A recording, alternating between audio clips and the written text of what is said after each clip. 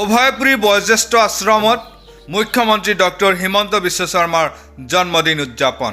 কমতাপুৰ ছাত্ৰ সাহিত্য পৰিষদৰ মুখ্য কাৰ্যবাহী পৰিষদ জীৱেশ ৰায়ে প্ৰতি বছৰে বঙাইগাঁও জিলাৰ অভয়পুৰী নয়াপাৰাস্থিত বয়োজ্যেষ্ঠ আশ্ৰমত ককা আইতাসকলৰ সৈতে কেক কাটি মুখ্যমন্ত্ৰীৰ দীৰ্ঘায়ু আৰু সুস্বাস্থ্য আশীৰ্বাদ বিচাৰি জন্মদিন উদযাপন কৰে।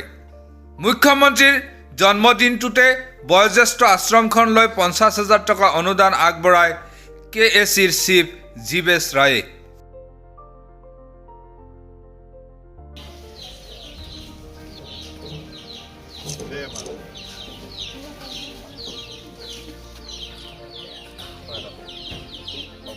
আমি আছো না আপনাৰ বেটাৰ নেশনাল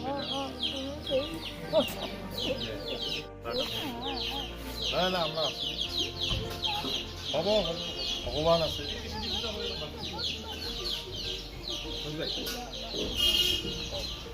আমৰা হব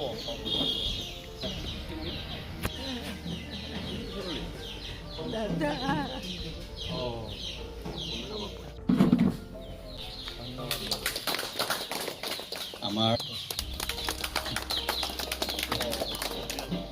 আৰু আমাৰ Hiteswar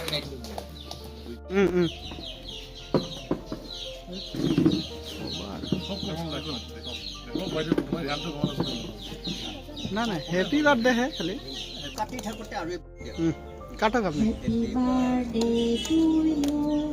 Happy birthday to you. Happy birthday to you, Dr. Himanta Biswa Sharma.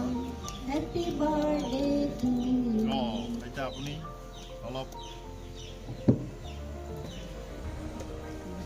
আজি অসমৰ মাননীয় মুখ্যমন্ত্ৰী ডক্টৰ হিমন্ত বিশ্ব শৰ্মা ডাঙৰীয়াৰ 57 সংখ্যক জন্ম দিৱস আৰু এই জন্ম দিৱস যোৱা বছৰ আমি অভয়াপুৰী স্থিত বৃদ্ধা আশ্ৰমত উদযাপন কৰিছিলোঁ আৰু এইবেলিও আমি ইয়াত আহি বৃদ্ধা আই মাতৃসকলৰ সৈতে বৃদ্ধা আমাৰ দেউতাসমূহ সকলৰ সৈতে আমি একেলগে মাননীয় মুখ্যমন্ত্ৰী ডক্টৰ হিমন্ত বিশ্ব শৰ্মা ডাঙৰীয়াৰ জন্ম জয়ন্তী উদযাপন কৰিলোঁ আৰু তেখেতে যাতে দীৰ্ঘায়ু হয়, তেখেতে যাতে অসমবাসীৰ কাৰণে আৰু অধিক কাম কৰিব পাৰে তাৰ কাৰণে মা কামাখ্যাই শক্তি প্ৰদান কৰক আৰু আমাৰ বৃদ্ধা আই মাতৃসকলৰ পৰা আমি আশীৰ্বাদ বিচাৰি আজি জন্ম জয়ন্তী পালন কৰিলোঁ ইয়াতে।